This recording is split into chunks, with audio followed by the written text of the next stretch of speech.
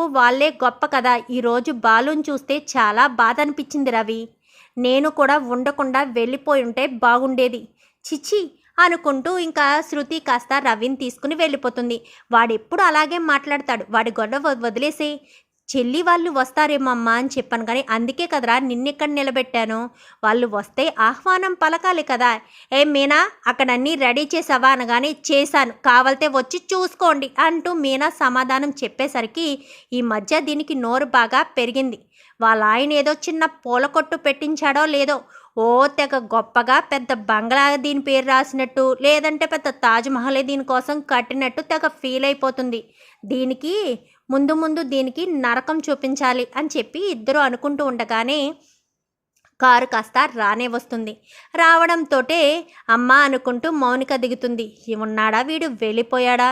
ఉండళ్లే, ఎందుకంటే మీ అత్తగారికి చెప్పాం కదా, ఖచ్చితంగా ఉంచదు. మీ అత్తగారు నోరుకి జడిసైనా సరే వెళ్ళిపోయి ఉంటాడు. పదరా నాన్న అని చెప్పి ముగ్గురు కూడా లోపలికి వస్తారు.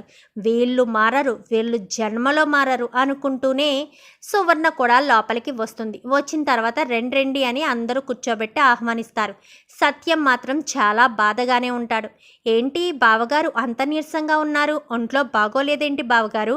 మరి అలాంటి తప్పుడు ఈ కార్యక్రమం మరొక రోజు పెట్టుకునే వాళ్ళం కదా అని చెప్పాను, కానీ అలాంటిది ఏమీ లేదు అన్నయ్య గారు. ఆయన కొంచెం నీరసంగా ఉన్నారంతే, అంతకుమించి ఏమీ లేదు. ఆయనే కొంచెంసేపటికి సర్దుకుంటారు అని చెప్పి ప్రభావతి మాట్లాడుతుంది.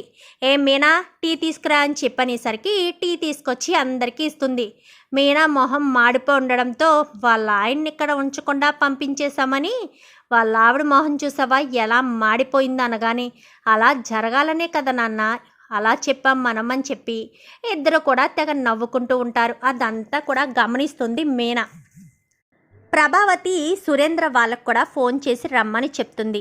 ముందైతే సురేంద్ర వెళ్దాము అని కూడా చెప్పడు, ఏం మాట్లాడకుండానే ఉండేసరికి అదేంటండి అక్కడ మన అమ్మాయి గౌరవం కూడా ఉంది కదా, తను అత్తారింట్లో ఏదో ఫంక్షన్ జరుగుతుందంట, అందులోనూ ఆ మౌనిక ఫంక్షన్, వెళ్తే బాగుంటుంది కదా అని చెప్పాను, కానీ నాకు అసలు వాళ్ళ ఇంటికి వెళ్ళడమే ఇష్టం లేదు, అలాంటిది అక్కడికి వెళ్ళడమా అని చెప్పాను. కానీ వెళ్దామండి, ఆ నీలకంఠం ఏం చేస్తున్నాడో తెలియాలి కదా, ఆ నీలకంఠం పెద్ద గొప్పని ప్రభావతి అనుకుంటుంది.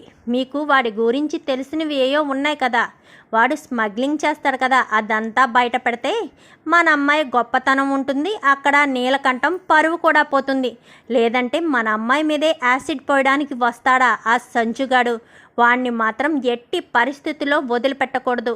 రండి వెళ్దామని చెప్పాను, కానీ సరేనని ఇంకా శోభ ఇటు సురేంద్ర ఇద్దరు కూడా బయలుదేరి వస్తారు. బాలు పాపం బయట కూర్చుని, అంటే ఒక చెట్టు దగ్గర కూర్చుని చాలా బాధపడుతూ ఉంటాడు. మౌనిక ముఖంలో సంతోషం చూడడం కోసం నేను బయటికి వచ్చేసాను. అక్కడ మౌనిక నా గురించి ఆలోచిస్తూ ఉంటుంది. నిజంగా మౌనిక నేను లేకపోయినా సంతోషంగా ఉంటుందా? ఆ సంజు నిజంగానే నా చెల్లెల్ని బాగా చూసుకుంటున్నాడా, లేక నా చెల్లెలే అబద్ధం చెప్తుందా? వాణ్ణి చూస్తుంటే చూసుకునేటట్టుగా లేడు.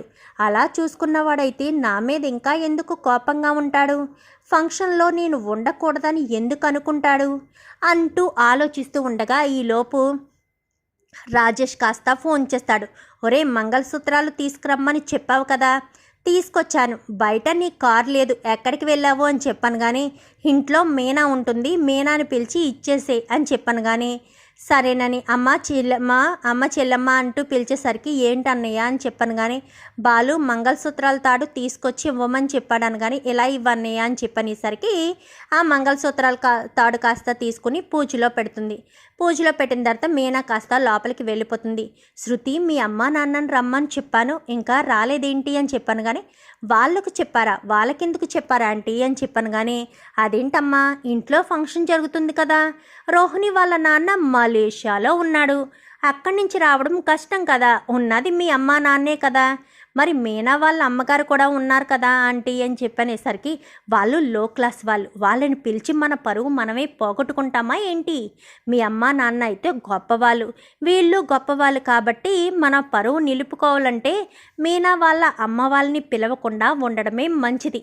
మీ అమ్మకు ఫోన్ చేసి ఎక్కడి వరకు వచ్చారో కనుక్కో అమ్మ అని చెప్పాను. కానీ అలాగే ఆంటీ అని చెప్పి శృతి కాస్త బయటికి వెళ్తుంది. ఈలోపు వాళ్ళ కారు కూడా రావడంతో వాళ్ళు కూడా వస్తారు. సురేంద్రను నీలకంఠాన్ని సురేంద్ర ఇద్దరు చాలా కోపంగా చూసుకుంటారు. ఫ్రెండ్స్గా ఉన్న వాళ్ళు కాస్త శృతి పుణ్యమా అని శత్రువులైపోయారు కదా. చాలా కోపంగా చూసుకునేసరికి వాళ్ళని కూడా ఎదురుగుండానే కూర్చోపెడతారు.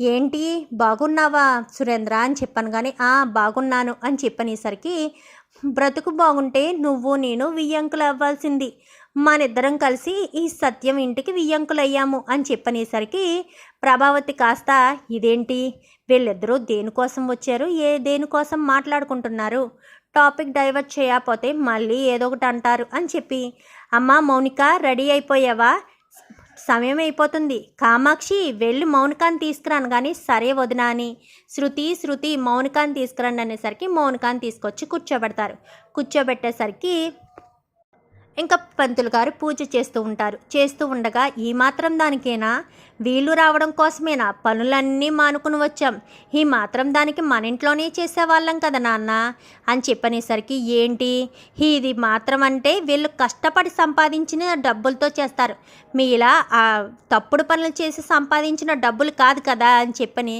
ఇంకా సురేంద్ర అయితే అంటాడు, ఏం మాట్లాడుతున్నావు సురేంద్ర, అయినా మా గురించి నువ్వు మాట్లాడుతున్నావేంటి అనగానే, మీ బిజినెస్లు తెలియదా, మీరు చేసే పనులు తెలియదా, మీ గురించి తెలిసే నా కూతురు ఇంట్లోంచి వెళ్ళిపోయినందుకు ఒక రకంగా చాలా సంతోషంగా ఫీల్ అయ్యాను, నీ కొడుకు గురించి తెలియక పాపం మౌనిక బలైందేమో, నా కూతురు ముందుగానే తెలుసుకుని నీ చెర నుంచి బయటకు తప్పించుకుంది, పెళ్లి చూపుల నాడే నా కూతురికి రివాల్వర్ గన్ గురిపెట్టావంట కదా, నాకు ఆల్రెడీ నా కూతురు చెప్పింది, అయినా నీ బిజినెస్లు నువ్వు ఏదో ఒక రోజు ఖచ్చితంగా ఎవడొకటి చేతిలో చేస్తావు, నువ్వు చేసేయన్నీ ఫ్రాడ్ పనులే, అయినా మౌనిక నీ వీళ్ళింటికి ఇచ్చి పెళ్లి చేశారేంటి, వీళ్ళు ఎలాంటి వాళ్ళో తెలీదా మీకు, అయినా డబ్బుంటే సరిపోతుందా, మర్యాదలు గౌరవం అవేమీ చూసుకోరా, అదంతా మాకు ముందే తెలుసుంటే అసలు ఈ ఇంటికి వచ్చే వాళ్ళమే కాదు, వీళ్ళ పెళ్ళి జరగనిచ్చేదే కాదు, మాకు తెలియకుండా శృతి బయట ఉండిపోవడం వల్ల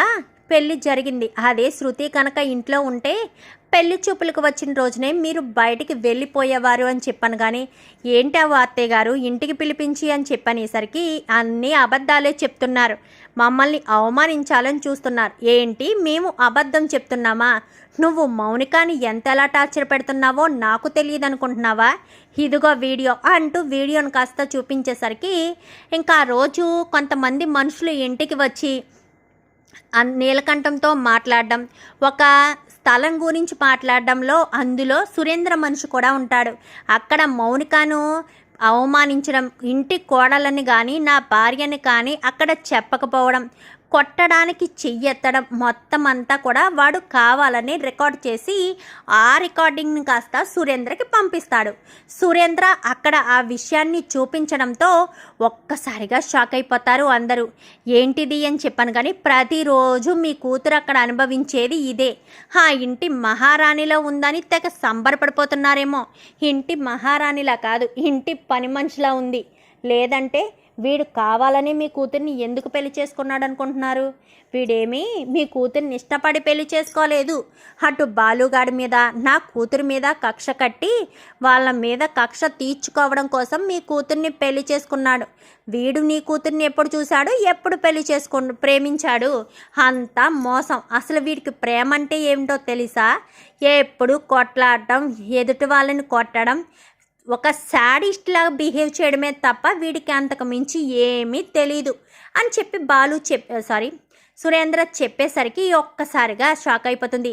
అమ్మ మౌనిక చెప్పేదంతా నిజమా, అక్కడ నువ్వు భరించేది ఇదేనా అని చెప్పనేసరికి, ఏంటి మౌనిక ఇంకా నువ్వు వీడిని భరిస్తూ ఉంటావా, నిజం చెప్పు మౌనిక, ఎప్పటికైనా నిజం బయట పెడితే ఆ నరకం నుంచి బయట పడొచ్చు అంటూ సురేంద్ర మాట్లాడేసరికి ఇంకా అప్పుడు మౌనిక అయితే ఏడుస్తూ ఇంకా మీనాని పట్టుకుంటుంది. చెప్పమ్మ మౌనిక, నిజంగా వాడిని అక్కడ సంతోషంగా చూసుకోవట్లేదా, నరకం చూపిస్తున్నాడా అని చెప్పాను కానీ, చూపిస్తున్నాడు అంటూ సువర్ణ కాస్త లేచి నిలబడుతుంది. ఏయ్ మూసే అనగానే, ఏంటండి నేను నరకం అనుభవిస్తున్నాను కదా అని మరొక ఆడపిల్ల నరకం అనుభవిస్తూ ఉంటే చూస్తూ ఊరుకోలేను, వీళ్ళిద్దరికి అసలు పెళ్ళే జరగకుండా ఉండాలి అని కోరుకున్నాను, పెళ్ళి జరిగింది కదా నీలో మార్పు వస్తుందని అనుకున్నాను, మీలో మార్పు రాదని ఖచ్చితంగా తెలిసిపోయింది. వదిన గారు, మీ అమ్మాయి మా ఇంటి దగ్గర ప్రశాంతంగా లేదు, నిద్రపోయినప్పుడు కూడా ప్రశాంతత లేకుండా చేస్తున్నాడు నా కొడుకు. మీ అమ్మాయిని ఇక్కడ ఉంచుకుంటేనే మీ అమ్మాయి దక్కుతుంది, లేదా ఏదో ఒక రోజు వీడు మూర్ఖత్వంతో దాన్ని చంపినా చంపేస్తాడు అంటూ సువర్ణ కాస్త నీల సంజు నిజ స్వరూపాన్ని బయట పెడుతుంది. చూద్దాం మరి రాబోయే ఎపిసోడ్స్లో ఇలాగే జరగాలని మీరు కూడా కోరుకుంటే వీడియో నచ్చితే లైక్ చేయండి, ఛానల్ని సబ్స్క్రైబ్ చేసుకోండి, పక్కనే ఉన్న బెల్ సింబల్లో ఆల్ పై ట్యాప్ చేయండి. Thank you for watching.